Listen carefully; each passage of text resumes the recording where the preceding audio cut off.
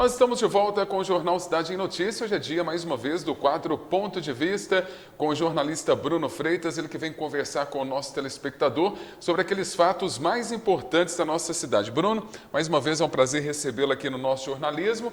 Nós começamos o quadro de hoje falando do aporte financeiro de R$300 mil, que foi aprovado na Câmara Municipal, foi proposto pela Prefeitura, aprovado na Câmara Municipal. Esses 300 mil a mais, além dos 2.100.000 que é repassado todo mês, resolve a situação do nosso hospital ou não, Bruno Freitas? Ameniza agora. Em abril, o provedor da Casa de Caridade, que é a entidade que mantém o hospital, o Guerra, na prestação de contas lá na Câmara, ele disse que a Prefeitura precisava reajustar esse repasse financeiro mensal.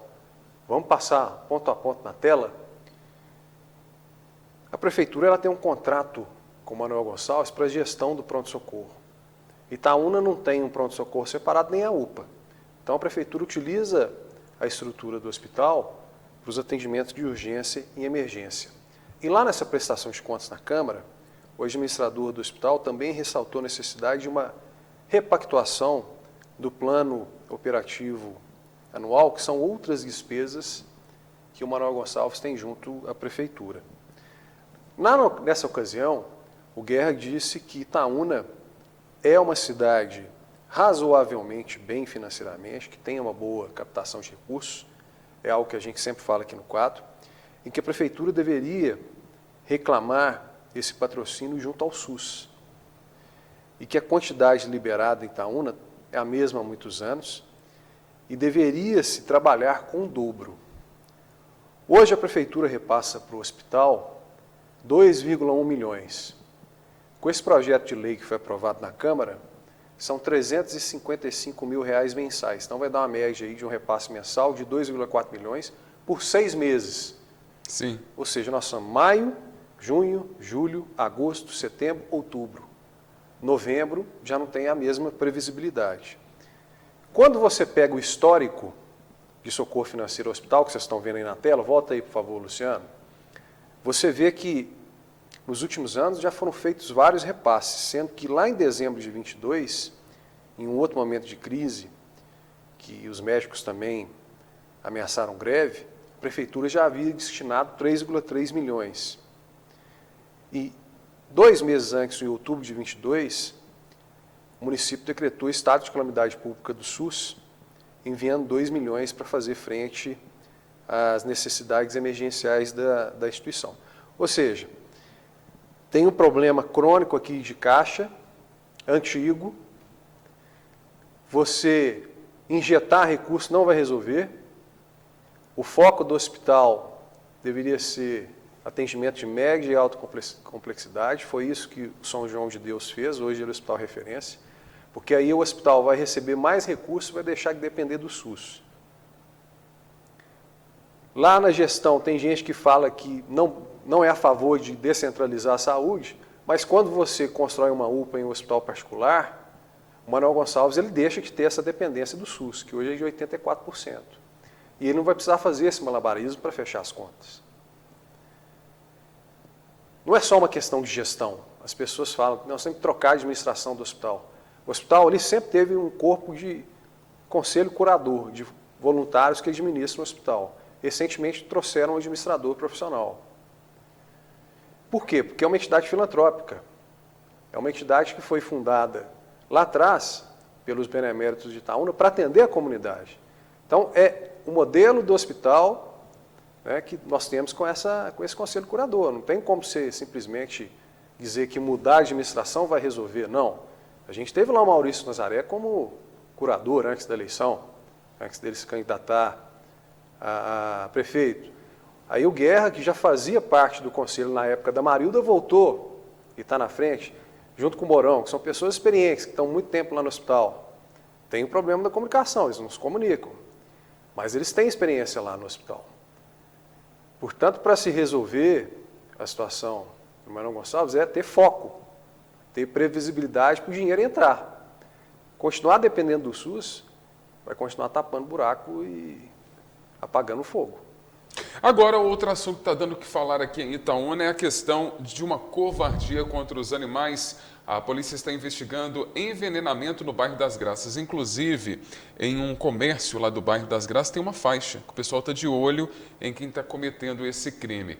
Mas já tem um suspeito, uma suspeita de quem está fazendo isso? Não, a Polícia Civil disse que instaurou um procedimento para apurar. Depois que a gente publicou essa matéria no Viu Itaúna, surgiram vários relatos de cidadãos aqui falando que não é só no bairro das Graças que está acontecendo esse envenenamento por chumbinho. Tem vários outros bairros aqui em Itaúna que é a mesma coisa. Os moradores lá alegam que tem pessoas jogando bola de carne envenenada da rua para dentro de casa delas para matar os gatos. Vocês estão vendo, esse gato aí morreu segunda-feira. É uma covardia, né, Bruno? Semana em Itaúna, malzinho não faz mal a ninguém. Pois o bicho, coitado. Você vê a maldade do ser humano, aonde nós estamos chegando, né? Parece que a humanidade só piora. E aí jogam essas bolas aí de carne envenenadas para dentro da casa das pessoas, ou seja, as pessoas têm nem a paz de poder viver com o seu bichinho dentro de casa. No último dia 6, o deputado federal Fred Costa, que é um dos defensores da causa animal, já havia oficiado a delegacia de Itaúna pedindo medidas legais e cabíveis para se identificar os responsáveis. Vocês estão vendo aí na tela aí também, Luciano? Coloca aí essa última informação. Que é uma situação classificada como maus tratos. Recentemente foram muitas leis aí em âmbito federal e estadual aprovadas que passam a tipificar esse tipo de situação. A comunidade tem que se engajar e não pode aceitar isso. Porque a partir do momento que o indivíduo ele começa a sair envenenando os bichos, os animais, o próximo passo dele vai fazer isso com o ser humano.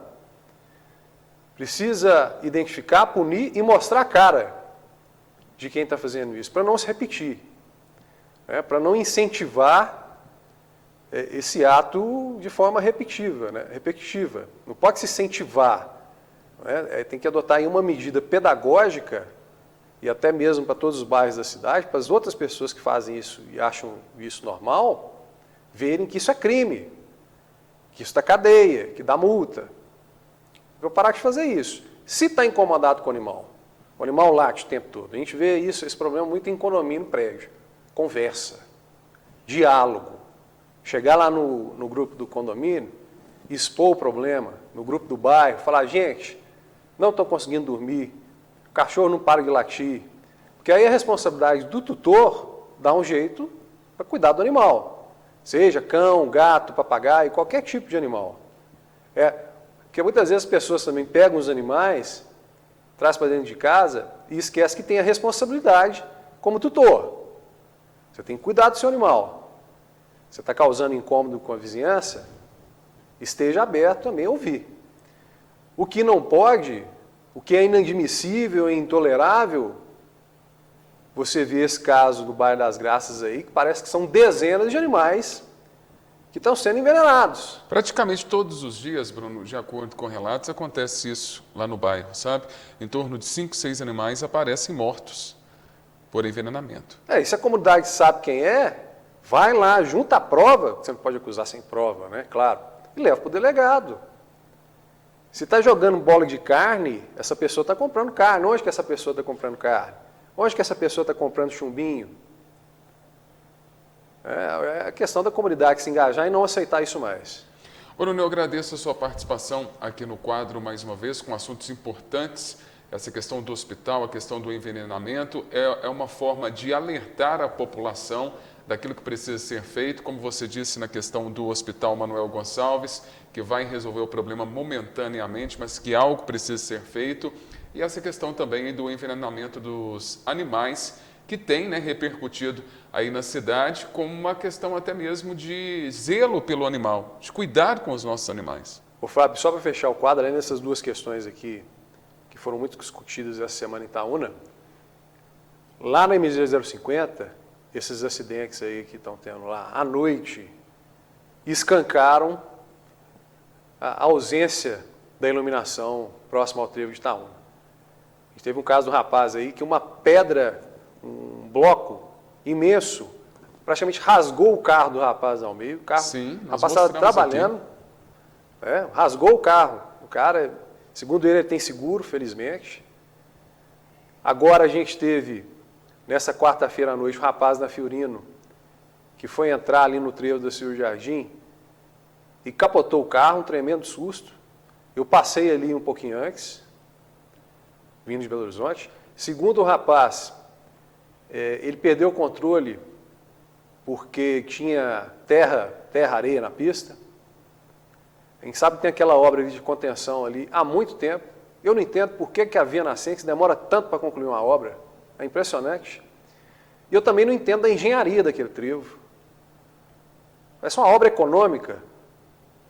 Que você, uma cidade do tamanho de Itaúna, tem um trevo tão mequetrefe como esse da Silvio Jardim. Que você, quando você vai para Belo Horizonte, você tem que fazer um ângulo absurdo. Imagina quem dirige carreta, caminhão que não tem direção hidráulica, para fazer aquela curva ali, tem que abrir quase lá dentro da chascaria do trevo para conseguir fazer a curva, né? É um absurdo a saída. E na entrada você faz aquela curva sem cabimento. Já passou da hora do governo de Minas rever esse contrato. Mas o Zema ele não quer fazer isso. O Zema ele quer conceder as rodovias do sul de Minas, do sudoeste do Triângulo para iniciativa privada, mas não quer discutir o problema aqui na região centro-oeste. Para quem não se lembra, quem lançou esse problema foi o Aécio Neves. Cadê o Aécio Neves? Nunca vi aqui em Itaúna.